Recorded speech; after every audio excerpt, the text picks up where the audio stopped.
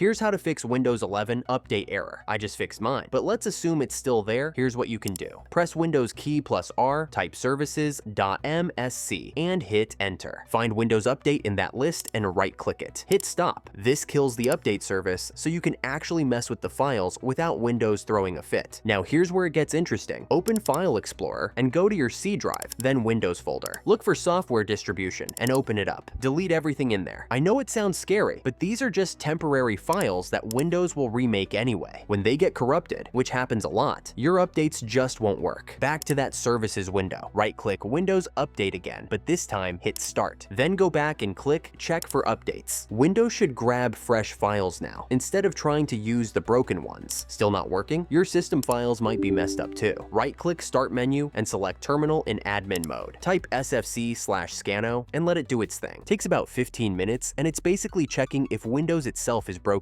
After that finishes, type DISM/online/cleanupimage/restore health and hit enter. This fixes deeper problems with the Windows image files. Restart when both are done and try updating again. If Windows Update is still being stubborn, you can just bypass it completely. Go to Microsoft Update Catalog website and search for that KB number you wrote down earlier. Download the standalone installer and run it directly. Sometimes the automatic update system just gives up, but the manual installer works fine.